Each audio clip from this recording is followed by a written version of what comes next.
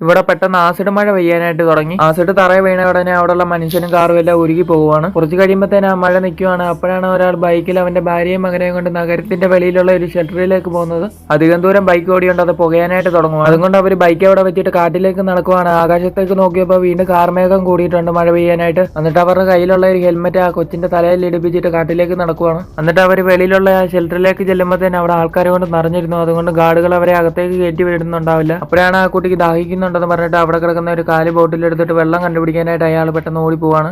എന്നിട്ട് അയാൾ ഒരു വീട്ടിലേക്ക് എന്നിട്ട് ടാപ്പ് തുറന്ന് വെള്ളം പിടിക്കുകയാണ്. അപ്പോഴാണ് ആ വീടിന്റെ ഓണർ അവിടേക്ക് കണ്ണുമായിട്ട് വരുന്നത്. അയാൾ പറയും എനിക്ക് വെള്ളം മാത്രം മതി. എന്നിട്ട് അയാളുടെ ഫാമിലിയെ കുറിച്ച് പറഞ്ഞപ്പോൾ അയാൾ പറഞ്ഞു ബേസ്മെന്റ് എന്നോളാം, പക്ഷെ ഒരാൾക്കുള്ള സ്ഥലം മാത്രമേ അവിടെ ഉണ്ടായിരുന്നുള്ളൂ. പക്ഷേ ഇയാളുടെ ഭാര്യയും കുട്ടി ഇയാളെ വെയിറ്റ് ചെയ്ത് അവിടെ നിൽക്കുവാണ്. എന്നിട്ട് അവർ രണ്ടുപേരും ദൂരെ നിന്ന് മഴ പെയ്തു വരുന്നത് കണ്ടിട്ട് മരിക്കാനായിട്ട് തയ്യാറായി നിൽക്കുമ്പോഴാണ് പെട്ടെന്ന് അയാൾ ഓടി വരുന്നത്. പെട്ടെന്ന് ആ കുട്ടിയുടെ തലയിൽ ഹെൽമെറ്റ് ഇട്ടിട്ട് അവർ 3 പേര് ഓടാനായിട്ട് തുടങ്ങുവാണ്. അവന് വഴിയിൽ നിന്ന് ഒരു ഷീറ്റും കിട്ടുന്നുണ്ട്. എന്നിട്ട് ആ ഷീറ്റ് കൊണ്ട് അവരുടെ തലയുടെ മുകളിൽ നനയാത്ത പോലെ പിടിക്കുകയാണ്. അതേസമയം അയാളുടെ മുഖത്ത് ആസിഡ് മഴ വീണ് അയാളുടെ മുഖത്തുനിന്ന് ചോരയൊക്കെ വരാനായിട്ട് തുടങ്ങും. പെട്ടെന്നാണ് അയാൾ മുന്നിലായിട്ട് ഒരു ഗുഹ കാണുന്നത്. പെട്ടെന്ന് അവൻ ആ ഗുഹയ്ക്കകത്തോട്ട് അവന്റെ മോനെ വൈഫിനെ തള്ളിയിടുന്നു.